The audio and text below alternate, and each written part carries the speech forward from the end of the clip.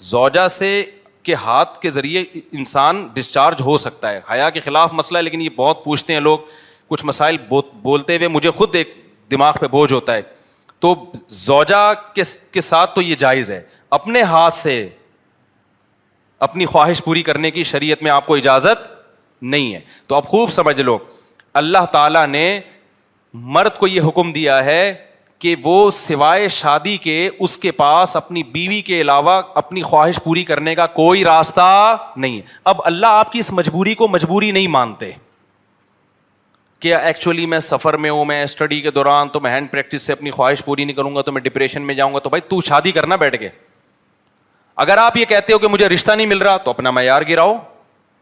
آپ بولو کہ میرے اسٹینڈرڈ کا نہیں مل رہا, تو اسٹینڈرڈ کیا کرو, بولو نا, کم کرو. آپ اللہ میاں کا یہ حکم ہے, اپنا اسٹینڈرڈ کیا کرو, آپ کم کرو. یہ بھی قرآن میں ہے, وَمَن لَّمْ يَسْتَطِعْ مِنكُمْ طَوْلًا أَن يَنكِحَ الْمُحْصَنَاتِ الْمُؤْمِنَاتِ فَمِمَّا مَلَكَتْ أَيْمَانُكُمْ. اللہ کہتے ہیں کوئی آزاد عورت شادی کے لیے, خاندانی عورت نہیں مل رہی, کسی کی باندی سے شادی کر لو. عرب میں باندی کا لیول بہت کم ہوتا تھا, اور اللہ نے فرمایا ذَلِكَ لِمَنْ خَشِيَ الْعَنَةَ مِنكُمْ, جس کو زنا یا برائی کا خطرہ ہے نا وہ یہ کام کرے.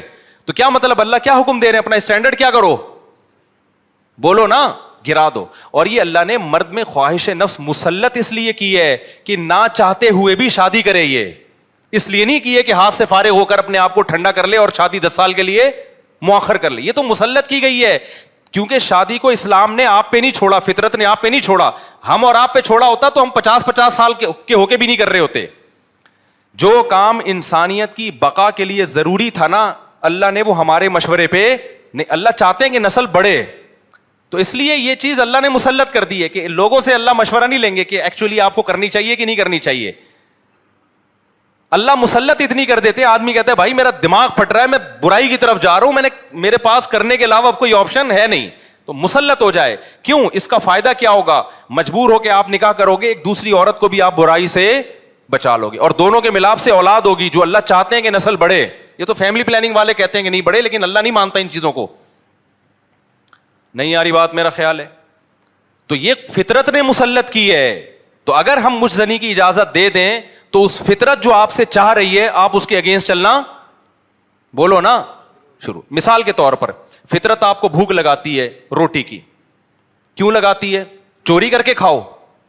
اس لیے نہ چاہتے ہوئے بھی آپ کمائیں, کاروبار کریں یا ملازمت کریں. اس ملازمت کرنے سے کیا ہوگا, صرف آپ کو فائدہ نہیں ہوگا, آپ کے باس کو فائدہ ہوگا, اس کا بزنس چلے گا, اس کے بزنس چلنے سے لوگوں کو فائدہ ہوگا. تو یہ سب چیزیں ایک دوسرے سے کیا ہیں, لنک. آپ کو بھوک لگ رہی ہے, اسلام کہتا ہے آپ حلال طریقے سے کما کے کھاؤ. آپ کہہ رہے تھے میں نہیں کما رہا, جب بھوک لگے گی نا ٹائٹ تو آپ کمانے پر کیا ہوگے, مجبور.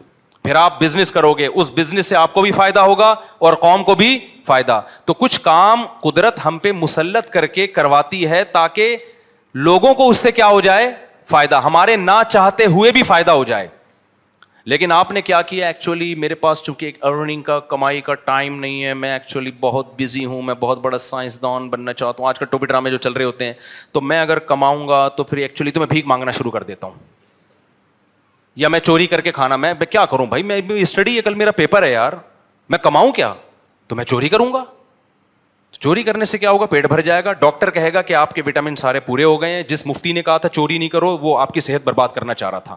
جیسے ڈاکٹر جو مزنی نہیں کرتے نا, ان کو یہ کہتے ہیں مفتی لوگوں کے چکر میں نہیں پڑو, یہ تمہیں ڈپریشن کا مریض بنا دیں گے.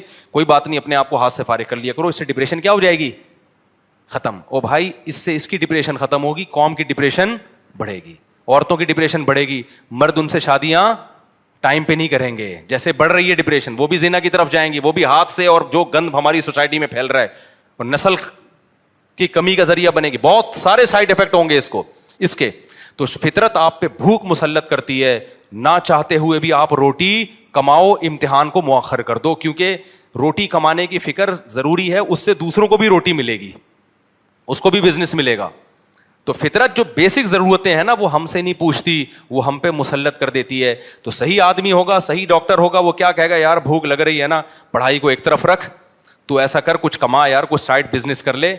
اس بزنس سے پھر قوم کو کیا ہونا شروع ہو جائے گا, فائدہ. اگر فری پھوکٹ میں ملنا شروع ہو جائے تو وہ سارا سیٹ اپ کیا ہو جاتا ہے. تبھی تو میں اس کے خلاف ہوں, یہ جو دسترخوان لمبے لمبے بچھائے ہوئے ہوتے ہیں, امیر غریب کا فرق کیے بغیر کھلا رہے ہوتے ہیں, اس کا نقصان یہ ہے کہ لوگ اپاہج بن جاتے ہیں.